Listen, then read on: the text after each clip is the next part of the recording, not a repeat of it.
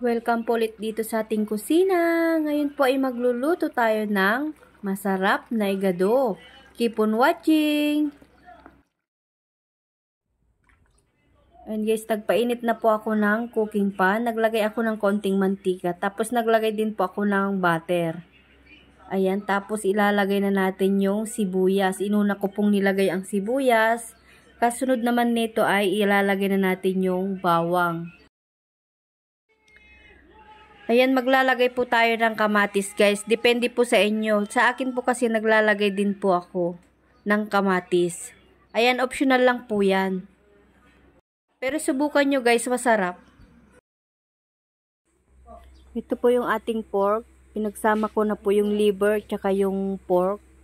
Minarinate ko po sa kalamansi, soy sauce, tsaka konting oyster sauce, and then paminta. Ayan. Yan, ilagay na natin.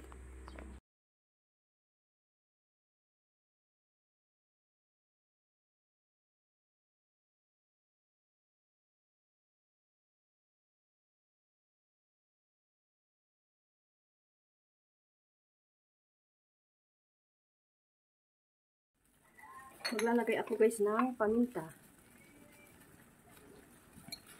Nilagyan ko na kanina yan guys, yung nung minarinate ko yung pork.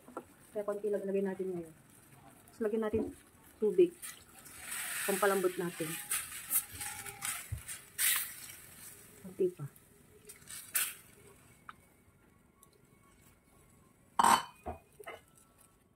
Ayan, takpan natin. Nakalimutan ko guys, maglagay pala tayo ng dahon ng laurel. Dapat kanina pa yan, kaya lang naalala ko. Wala pala akong dahon ng laurel. Ayan, pwede pa namang habulin. Takpan ko ulit. Itong ating igado guys, hindi kumpleto yung ingredients niya. Kulang tayo ng garbanzos. Wala kasi akong garbanzos. Pwede naman kahit wala na siyang garbanzos.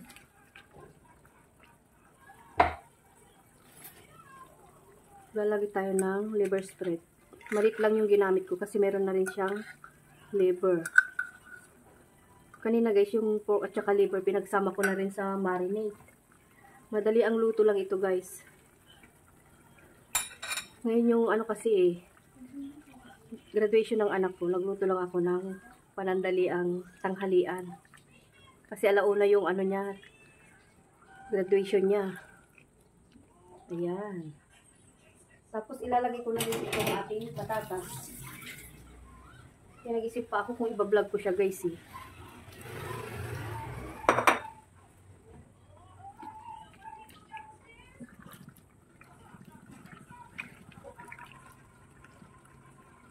Ayan, palambutin muna natin ito. Tapos saka natin ilalagay yung sili.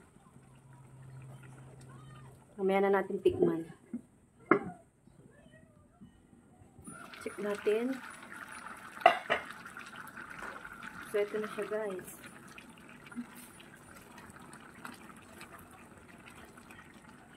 Ayan. Tikman po natin. Ang tama na yung para magdagdag tayo ng pampalasa pa. Ayan, saktong-sakto lang po yung kanyang lasa. Ngayon, ilalagay ko na po yung siling green. I-simmer lang natin ito ng mga 3 minutes. Kasi luto na yung ating karne, guys. Tatakpan ko ulit. Mga 3 minutes, balikan natin. Ayan, luto na guys.